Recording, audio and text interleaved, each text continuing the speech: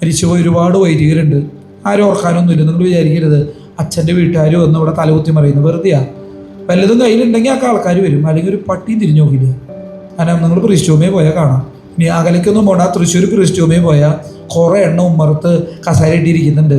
ആരെങ്കിലും ഒന്ന് വർത്താനം പറയാൻ വരുമോ എന്നറിയാൻ വേണ്ടിയിട്ട്. വർഷത്തിൽ ഇപ്പോൾ പിള്ളേരെങ്കിലും ബിയാനിയുടെ അന്ന് പോയിട്ട് ഒരു കേക്കും കൊടുത്ത് കാക്കിരി ഉക്കിരി കാട്ടി അങ്ങനെ പോകുന്നുണ്ട്, തിരിച്ചു പോരുന്നുണ്ട്. ആരുമില്ല വേറെ. അപ്പോൾ ആ ജീവിതമൊക്കെ പരാതിയൊന്നും അവർക്കില്ല. ഇവരൊക്കെ അതൊക്കെ പ്രതീക്ഷിച്ച് തന്നെയാണ് നമ്മൾ ജീവിക്കുന്നത്. അതുകൊണ്ടാണ് എല്ലാ അച്ഛന്മാരെയും ആദ്യത്തെ പ്രാർത്ഥന അച്ഛനായി കഴിഞ്ഞിട്ട് കുർബാന ചൊല്ലി കഴിയുമ്പോൾ ഇവിടെ കിടന്ന് മരിക്കണം. അതാണ് ഏറ്റവും നല്ല മരണം. കാരണം കയ്യിൽ കാശുണ്ട്, ഒരു 50 സെൻറ്റ് സ്ഥലവും ഒരു കാറും 5 ലക്ഷം ബാങ്ക് ബാലൻസും ഉണ്ടെങ്കിൽ ആൾക്കാരുണ്ടാവും. കാരണം എന്താ, ഇതാരൊക്കെ പോണേന്ന് നമ്മൾ പറയില്ലല്ലോ. പറഞ്ഞു കഴിഞ്ഞാൽ അതും തീർന്നു.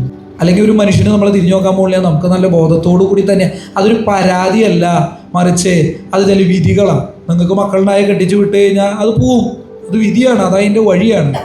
അപ്പം അതുകൊണ്ട് വൈദ്യർക്ക് വേണ്ടി എപ്പോഴെങ്കിലുമൊക്കെ ഒരു നന്മറിഞ്ഞവരെയും ചെല്ലണം നല്ലതാണ്. സിസ്റ്റേഴ്സിന് വേണ്ടി. കാരണം ജീവിതത്തിൻ്റെ അകത്ത് കൂട്ടിയെ കൂടാത്ത പണിക്ക് ഇറങ്ങിയേക്കണതാണ്. കൂട്ടിയെ കൂടിയില്ല, നമ്മുടെ കയ്യിലിരിപ്പുണ്ടോ, നമ്മുടെ തന്തേരെയും തള്ളേരും കുറവൊക്കെ നമുക്കുണ്ട്. അപ്പോൾ എന്തിന് ചങ്കൂല ആൻ്റേട്ടൻ്റെയും ഷൈനിയുടെയും മോനെ ഇവിടെ നിന്നിട്ട് ഇതൊന്നും പറയാനുള്ള വകുപ്പില്ല. പിന്നെ അവൻ വിളിച്ചു, അവൻ കൊണ്ടു കിടക്കണോ, അവന് കാരണമുണ്ട്, നമുക്ക് കാരണമൊന്നുമില്ല.